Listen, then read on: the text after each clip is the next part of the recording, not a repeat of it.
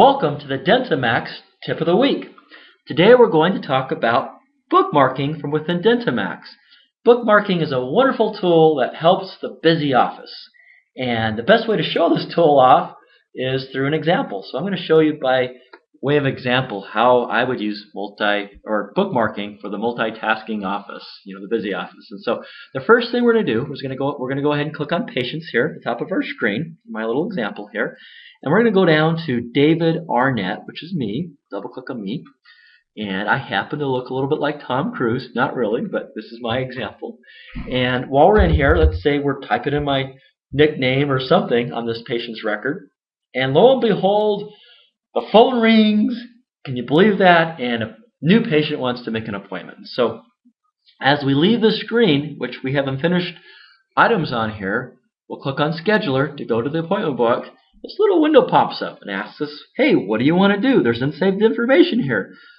We can go ahead and save our changes. We can discard our changes. We can return back to the screen to complete our changes.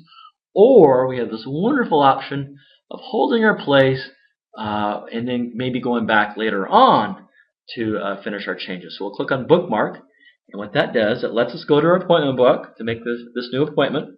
But in the bottom left-hand corner of our screen, we have a bookmark, holding that place so that we can go back later on to complete the change that we're making for David Arnett's record.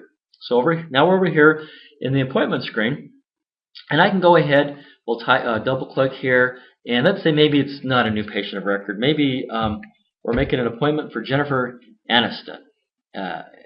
So we go ahead and we click on her name, and you know what? We go ahead and save our changes, but I haven't added procedures here yet.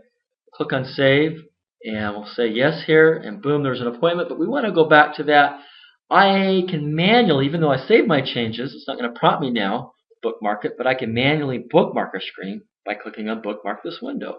Now I have a second bookmark there. Let's say, lo and behold, though, Jennifer calls us and out of the blue and wants to pay off the rest of her balance. So I'll right-click on her appointment, click on View Ledger, and from my ledger screen, I can go ahead and apply my $597 credit card payment for Jennifer Aniston. But before I can do that, the doctor has a question about the day sheet. He's been reviewing our financials, and so what I can do is I can bookmark this window. I'll go ahead and go to my report writer, and I can quickly pull up my day sheet and go ahead and do what I need to do there. And maybe 5 other things happen. I think you get my point, though. We can continue to bookmark these windows and hold them. So once the dust settles, we can go back and finish off what we were doing. And so the first thing that we were doing, we're on David Arnett's record, and we can finish off putting his nickname there, or whatever else we wanted to do. Maybe we're just updating his record totally here, David at DentiMax.com. And we'll go ahead and save our changes. As we save our changes, the bookmarks will now dissipate. They'll go away. So we can go ahead, go back to Jennifer's, and add the procedure codes. Maybe we wanted to add a multi-code for an adult comprehensive exam with bite wings and so forth.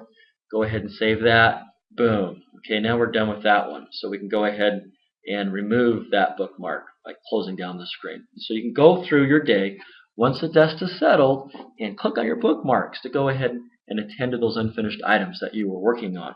This has been your tip of the week, and we look forward to next week.